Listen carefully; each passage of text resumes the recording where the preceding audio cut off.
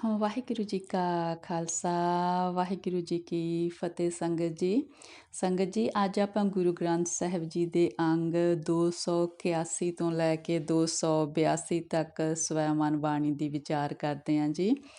ਇਹ ਸੁਖਮਨੀ ਸਾਹਿਬ ਦੀ 14ਵੀਂ ਅਸ਼ਟਪਦੀ ਹੈ ਜੀ। ਆਓ ਆਪਾਂ ਬਾਣੀ ਦੀ ਵਿਚਾਰ ਨਾਲ ਜੁੜੀਏ ਜੀ। ਸ਼ਲੋਕ ਤਜੋ ਸਿਆਨਪ ਸੁਰਜਨੋ ਸਿਮਰੋ ਹਰ ਹਰ ਰਾਏ। ਏਕ ਆਸ ਹਰ ਮਨ ਰੱਖੋ ਨਾਨਕ ਦੁਖ ਭਰਮ ਪਉ ਜਾਏ। ਹਾਂਜੀ ਸੰਗਤ ਜੀ, ਪਾਤਸ਼ਾਹ ਕਹਿੰਦੇ ਨੇ, ਹੇ ਕਹਿੰਦੇ ਸੁਰਜਨੋ, ਚੰਗੀ ਮੱਤ ਵਾਲੇ ਜੀਵ, ਆਪਣੀ ਸਾਰੀ ਸਿਆਣਪ ਚਤਰਾਈ ਛੱਡ ਕੇ ਉਸ ਪਰਮਾਤਮਾ ਦਾ ਨਾਂ ਸਿਮਰੋ। ਕਹਿੰਦੇ ਜਦੋਂ ਉਸ ਇੱਕ ਪਰਮਾਤਮਾ 'ਤੇ ਮਨ ਵਿੱਚ ਆਸ ਰੱਖਾਂਗੇ ਨਾ, ਨਾਨਕ ਜੀ ਕਹਿੰਦੇ, ਫਿਰ ਸਾਡਾ ਸਾਰਾ ਦੁੱਖ ਭਰਮ ਡਰ ਸਭ ਕੁਝ ਖਤਮ ਹੋ ਜਾਊਗਾ। ਅਸ਼ਟਪਦੀ ਮਾਨਖ ਕੀ ਟੇਕ ਬਿਰਥੀ ਸਭ ਜਾਨ ਦੇਵਨ ਕੋ ਏਕੈ ਭਗਵਾਨ। ਜਿਸ ਕੈ ਦੀਐ ਰਹੇ ਆਘਾਏ ਬਹੁਰ ਨ ਤ੍ਰਿਸ਼ਨਾ ਲਾਗੈ ਆਏ। ਕਹਿੰਦੇ ਜੀਵ ਦੂਸਰੇ ਜੀਵ ਦਾ ਆਸਰਾ ਨਾ ਤੱਕੇ ਕਿਸੇ ਵੀ ਮਦਦ ਦੇ ਲਈ, ਕਿਉਂਕਿ ਸਭ ਕੁਝ ਦੇਣ ਵਾਲਾ ਇੱਕ ਪਰਮਾਤਮਾ ਹੈ। ਸਿਰਫ ਉਹਦੇ ਤੋਂ ਹੀ ਆਸਰਾ ਤੱਕੋ। ਕਹਿੰਦੇ ਕਿਉਂਕਿ ਜਦੋਂ ਪਰਮਾਤਮਾ ਕਿਸੇ ਨੂੰ ਦਿੰਦਾ ਨਾ, ਫਿਰ ਲੈਣ ਵਾਲੇ ਨੂੰ ਤ੍ਰਿਪਤੀ ਆ ਜਾਂਦੀ ਆ, ਫਿਰ ਉਹਨੂੰ ਤ੍ਰਿਸ਼ਨਾ ਨਹੀਂ ਲੱਗੀ ਰਹਿੰਦੀ, ਉਹ ਰੱਜ ਜਾਂਦਾ ਜਦੋਂ ਪਰਮਾਤਮਾ ਦਾ ਦਿੱਤਾ ਉਹਨੂੰ ਮਿਲਦਾ। ਦੂਜਿਆਂ ਦੀ ਆਸ ਤੱਕਿਆਂ ਨਾ ਤਾਂ ਸਾਡੀ ਜਿਹੜੀ ਗਰਜ ਪੂਰੀ ਹੁੰਦੀ ਆ, ਨਾ ਹੀ ਤ੍ਰਿਪਤੀ ਪੂਰੀ ਹੁੰਦੀ ਆ। ਮਾਰੈ ਰਾਖੈ ਏਕੋ ਆਪ ਮਾਨਖ ਕੈ ਕਿਛ ਨਾਹੀ ਹਾਥ। ਕਹਿੰਦੇ ਮਾਨਵ ਦੇ ਹੱਥ ਵਿੱਚ ਕੁਛ ਨਹੀਂ ਹੈ, ਪਰਮਾਤਮਾ ਹੀ ਜੀਵਾਂ ਨੂੰ ਪੈਦਾ ਕਰਦਾ ਹੈ, ਉਹੀ ਪਰਮਾਤਮਾ ਮਾਰਦਾ ਹੈ। ਸਭ ਕੁਝ ਪਰਮਾਤਮਾ ਦੇ ਹੱਥ ਵੱਸ ਹੈ। ਤਿਸ ਕਾ ਹੁਕਮ ਬੂਝ ਸੁਖ ਹੋਏ ਤਿਸ ਕਾ ਨਾਮ ਰਖ ਕੰਠ ਪਰੋਏ। ਕਹਿੰਦੇ ਪਰਮਾਤਮਾ ਦਾ ਨਾਮ ਸਦਾ ਹੀ ਆਪਣੇ ਕਹਿੰਦੇ ਗਲ ਦੇ ਵਿੱਚ ਪਰੋ ਕੇ ਰੱਖੋ, ਜਿੱਦਾਂ ਹਾਰ ਹੁੰਦਾ ਨਾ, ਵੀ ਇਸ ਤਰ੍ਹਾਂ ਹਰ ਵਕਤ ਪਰਮਾਤਮਾ ਦਾ ਨਾਂ ਜਪੋ। ਕਹਿੰਦੇ ਪਰਮਾਤਮਾ ਦਾ ਜਦੋਂ ਅਸੀਂ ਭਾਣਾ ਮੰਨ ਲੈਂਦੇ ਹਾਂ ਨਾ, ਫਿਰ ਆਨੰਦ ਵਿੱਚ ਰਹਿੰਦੇ ਹਾਂ। ਸਿਮਰ ਸਿਮਰ ਸਿਮਰ ਪ੍ਰਭ ਸੋਏ ਨਾਨਕ ਬਿਗਨ ਨਾ ਲਾਗੈ ਕੋਏ। ਨਾਨਕ ਜੀ ਕਹਿੰਦੇ ਨੇ ਉਸ ਪਰਮਾਤਮਾ ਨੂੰ ਯਾਦ ਰੱਖੋ, ਯਾਦ ਰੱਖੋ, ਯਾਦ ਰੱਖੋ। ਕਹਿੰਦੇ ਉਹਨੂੰ ਯਾਦ ਰੱਖਣ ਦੇ ਨਾਲ ਜੀਵਨ ਦੇ ਵਿੱਚ ਕੋਈ ਰੁਕਾਵਟ ਨਹੀਂ ਪੈਂਦੀ ਹੈ। ਉਸਤਤ ਮਨ ਮੈਂ ਕਰ ਨਿਰੰਕਾਰ ਕਰ ਮਨ ਮੇਰੇ ਸਤ ਵਿਵਹਾਰ। ਕਹਿੰਦੇ ਹਮੇਸ਼ਾ ਉਸ ਪਰਮਾਤਮਾ ਦੀ ਸਿਫਤ ਸਲਾਹ ਕਰ। ਕਹਿੰਦੇ ਆਪਣਾ ਜੀਵਨ ਦਾ ਵਿਵਹਾਰ ਸੱਚ ਦਾ ਵਿਵਹਾਰ ਬਣਾ।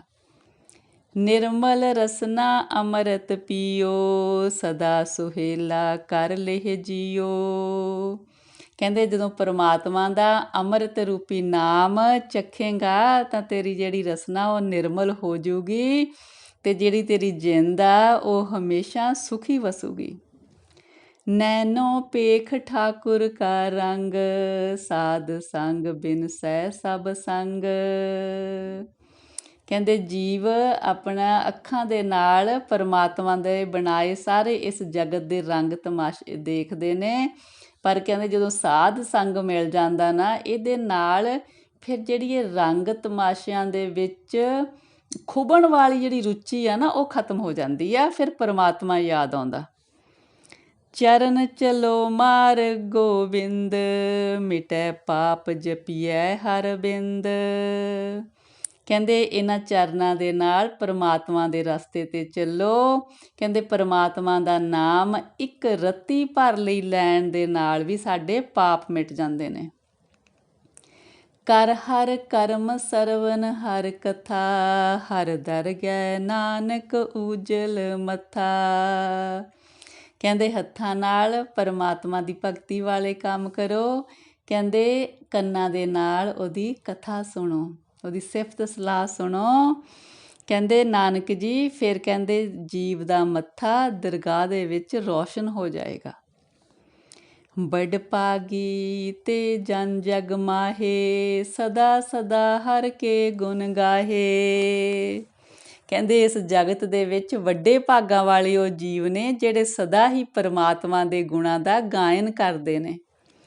ਰਾਮ ਨਾਮ ਜੋ ਕਰੈ ਵਿਚਾਰ, ਸੇ ਧਨਵੰਤ ਗਨੀ ਸੰਸਾਰ।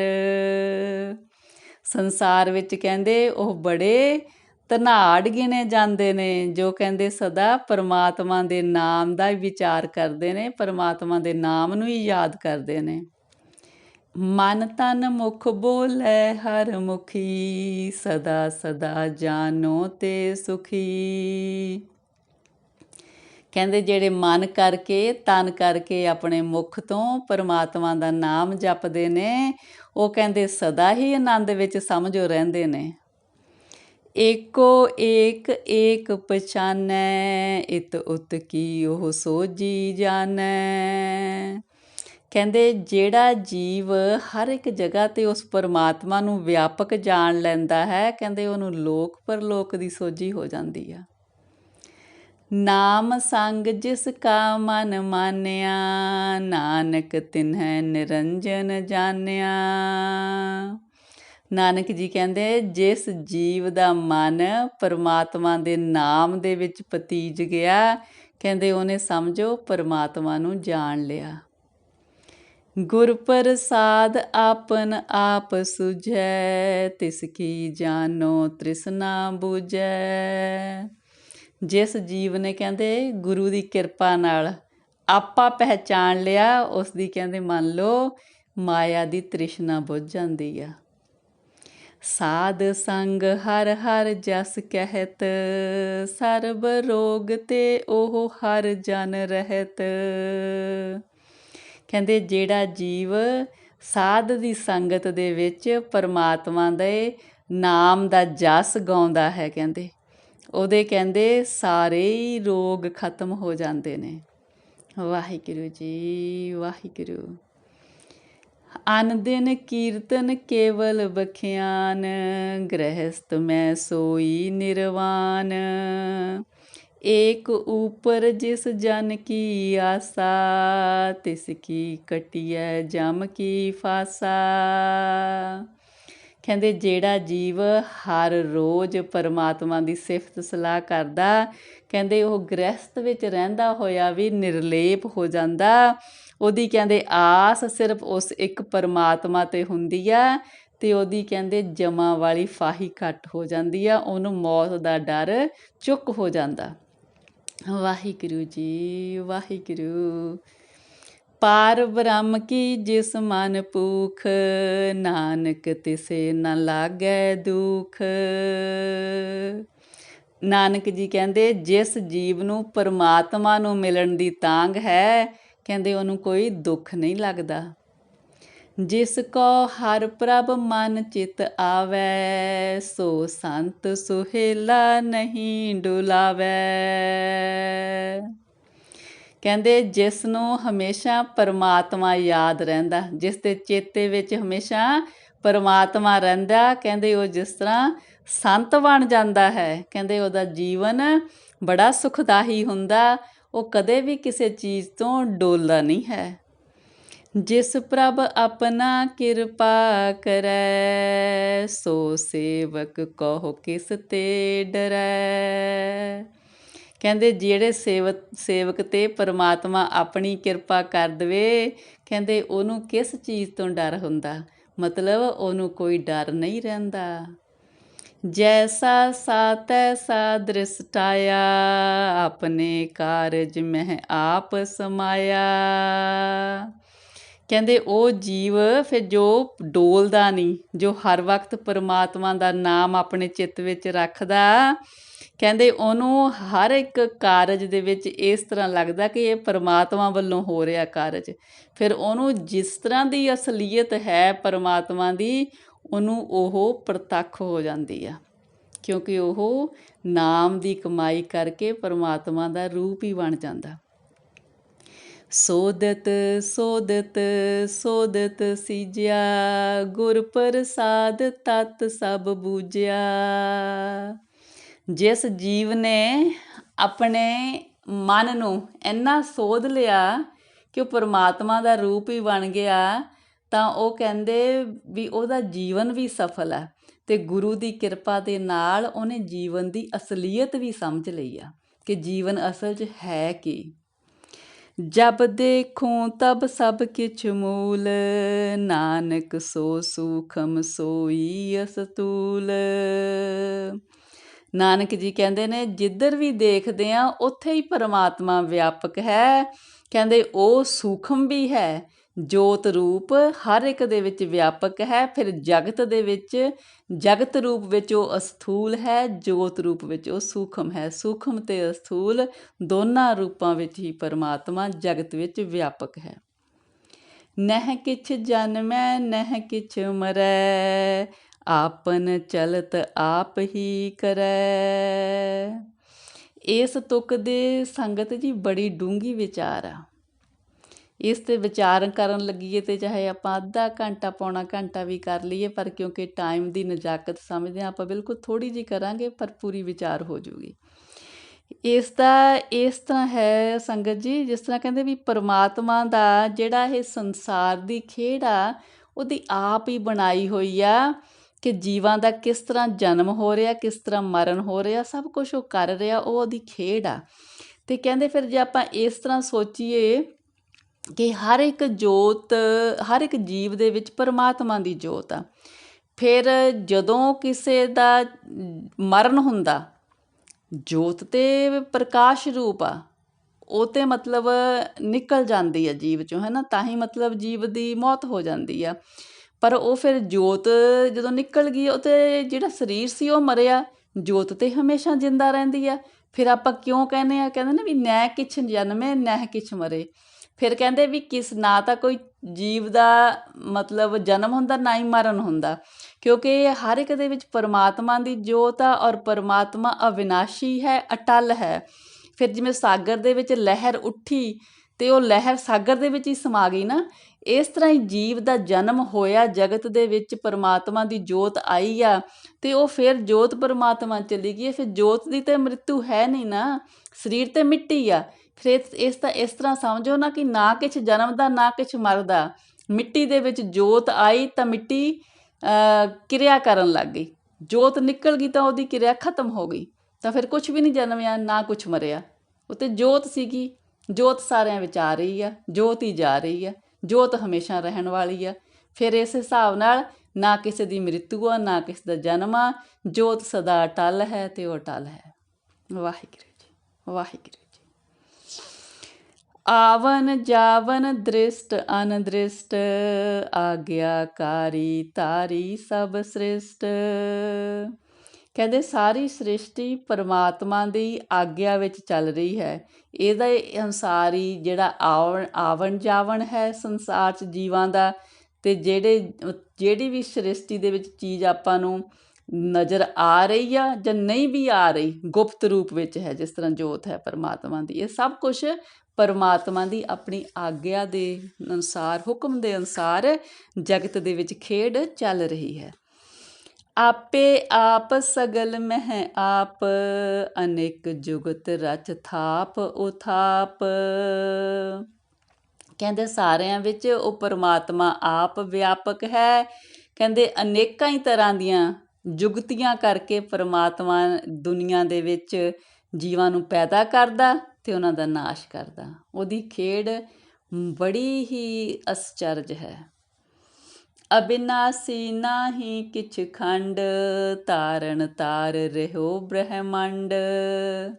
ਪਰਮਾਤਮਾ ਕਹਿੰਦੇ ਅਵਿਨਾਸ਼ੀ ਹੈ, ਸਦਾ ਰਹਿਣ ਵਾਲਾ ਹੈ।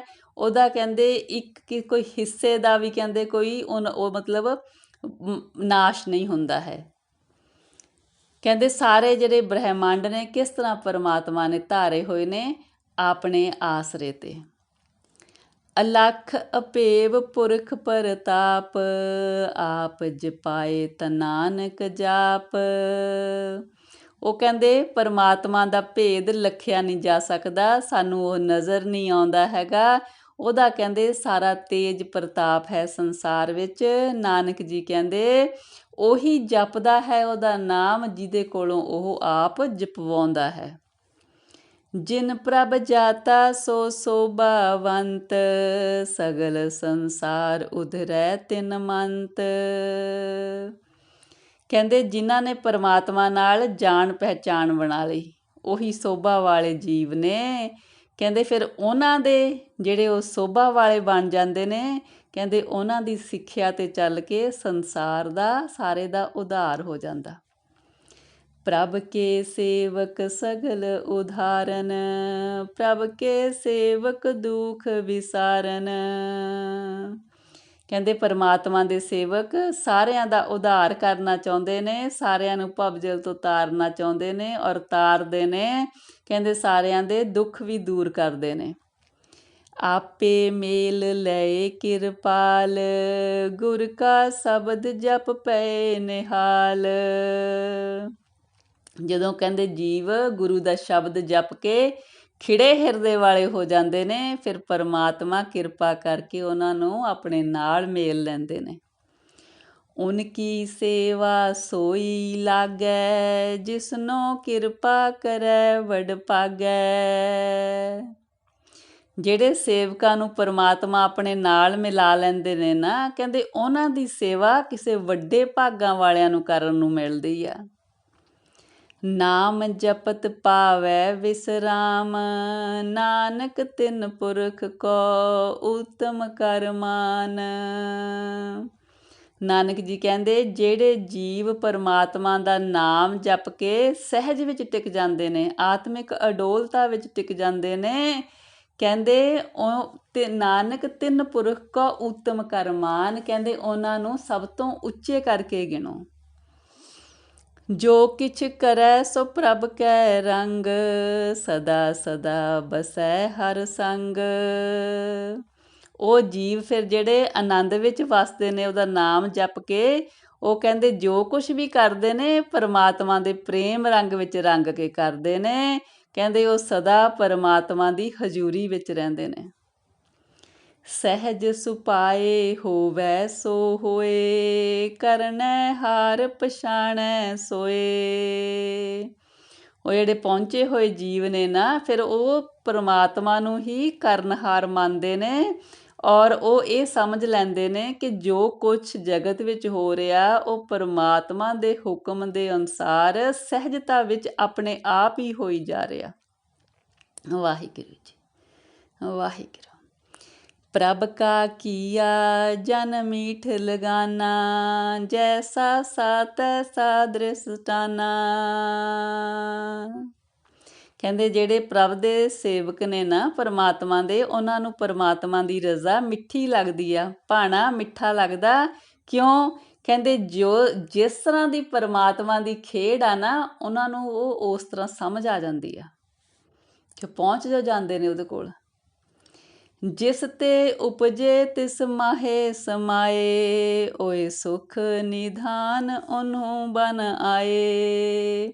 ਕਹਿੰਦੇ ਉਹ ਜੀਵ ਜਿਹੜੇ ਉਹਦਾ ਨਾਮ ਜਪਦੇ ਨੇ, ਕਹਿੰਦੇ ਜਿੱਥੋਂ ਉਹ ਪਰਮਾਤਮਾ ਤੋਂ ਆਏ ਹੁੰਦੇ ਨੇ, ਉਹਨਾਂ ਦੀ ਸੁਰਤ ਉਸ ਪਰਮਾਤਮਾ ਦੇ ਚਰਨਾਂ ਵਿੱਚ ਲੀਨ ਹੋ ਜਾਂਦੀ ਆ। ਨਾਨਕ ਜੀ ਕਹਿੰਦੇ ਨੇ ਜਿਸ ਤਰ੍ਹਾਂ ਦਾ ਸੁੱਖਾਂ ਦਾ ਖਜ਼ਾਨਾ ਕਹਿੰਦੇ ਉਹਨਾਂ ਨੂੰ ਮਿਲ ਜਾਂਦਾ ਨਾ, ਕਹਿੰਦੇ ਉਹ ਮਤਲਬ ਇਹਦੇ ਹੱਕਦਾਰ ਹੁੰਦੇ ਨੇ। ਨਾਮ ਦੀ ਕਮਾਈ ਕਰਕੇ ਜਿਹੜੇ ਉਹਨਾਂ ਨੂੰ ਸੁੱਖ ਖਜ਼ਾਨੇ ਮਿਲਦੇ ਨੇ ਨਾ, ਕਹਿੰਦੇ ਉਹ ਇਹਦੇ ਹੱਕਦਾਰ ਹੁੰਦੇ ਨੇ। ਆਪਸ ਕੋ ਆਪ ਦੀਨੋ ਮਾਨ, ਨਾਨਕ ਪ੍ਰਭ ਜਨ ਏਕੋ ਜਾਨ। ਕਹਿੰਦੇ ਪਰਮਾਤਮਾ ਆਪਣੇ ਸੇਵਕ ਨੂੰ ਮਾਣ ਬਖਸ਼ਦਾ ਹੈ। ਇਹ ਜਿਹੜਾ ਮਾਣ ਸੇਵਕ ਦਾ ਨਾ, ਇਹ ਪਰਮਾਤਮਾ ਦਾ ਹੀ ਮਾਣ ਹੁੰਦਾ ਕਿ ਸੇਵਕ ਪਰਮਾਤਮਾ ਦਾ ਰੂਪ ਬਣ ਜਾਂਦਾ। ਨਾਨਕ ਜੀ ਕਹਿੰਦੇ ਨੇ ਪ੍ਰਭ ਜਨ ਏਕੋ ਜਾਨ। ਕਹਿੰਦੇ ਪ੍ਰਭੂ ਦਾ ਸੇਵਕ ਤੇ ਪ੍ਰਭੂ ਦੋਨਾਂ ਨੂੰ ਕਹਿੰਦੇ ਇੱਕੋ ਸਮਝੋ, ਉਹਨਾਂ ਵਿੱਚ ਕੋਈ ਭੇਦ ਨਹੀਂ ਰਹਿ ਜਾਂਦਾ। ਜਦੋਂ ਸੇਵਕ ਨੇ ਨਾਮ ਦੀ ਇੰਨੀ ਕਮਾਈ ਕਰ ਲਈ, ਪਰਮਾਤਮਾ ਨੇ ਪ੍ਰਸੰਨ ਹੋ ਕੇ ਰਹਿਮਤ ਕਰਕੇ ਆਪਣੇ ਨਾਲ ਮਿਲਾ ਲਿਆ, ਤਾਂ ਉਸ ਸੇਵਕ ਦੇ ਵਿੱਚ ਤੇ ਪਰਮੇਸ਼ਰ ਦੇ ਵਿੱਚ ਕੋਈ ਭੇਦ ਨਹੀਂ ਰਹਿ ਜਾਂਦਾ। ਜਿਉਂ ਜਲ ਮੇ ਜਲ ਆਏ ਖਟਾਨਾ ਵਾਲੀ ਗੱਲ ਹੋ ਜਾਂਦੀ ਆ ਨਾ, ਫਿਰ ਪਾਣੀ ਵਿੱਚ ਪਾਇਆ ਪਾਣੀ ਅਲੱਗ ਨਹੀਂ ਕੀਤਾ ਜਾ ਸਕਦਾ। ਹਾਂਜੀ ਸੰਗਤ ਜੀ, ਇੰਨੀਆਂ ਵਿਚਾਰਾਂ ਪ੍ਰਵਾਨ ਕਰਨੀਆਂ ਜੀ, ਵਿਚਾਰਾਂ ਦੀ ਸਾਂਝ ਪਾਉਂਦਿਆਂ ਹੋਈਆਂ ਬੇਅੰਤ ਗਲਤੀਆਂ ਮੇਰੀਆਂ ਬਖਸ਼ਣੀਆਂ ਜੀ। ਸਤਿਗੁਰੂ ਜੀ ਪਰਮੇਸ਼ਰ ਜੀ ਆਪ ਦੀ ਧੁਰ ਕੀ ਬਾਣੀ ਦੀ ਵਿਚਾਰ ਕਰਦਿਆਂ, ਬਾਣੀ ਪੜ੍ਹਦਿਆਂ ਹੋਈਆਂ ਅਨੇਕਾਂ ਗਲਤੀਆਂ ਇਸ ਬੱਚੀ ਨੂੰ ਅਣਜਾਣ ਸਮਝ ਕੇ ਬਖਸ਼ਿਓ ਜੀ। ਅੱਗੇ ਤੋਂ ਸਮੱਤ ਦਿਓ ਸਤਿਗੁਰੂ ਜੀ। ਵਾਹਿਗੁਰੂ ਜੀ ਕਾ ਖਾਲਸਾ, ਵਾਹਿਗੁਰੂ ਜੀ ਕੀ ਫਤਿਹ ਜੀ। ਵਾਹਿਗੁਰੂ ਜੀ, ਵਾਹਿਗੁਰੂ, ਵਾਹਿਗੁਰੂ, ਵਾਹਿਗੁਰੂ।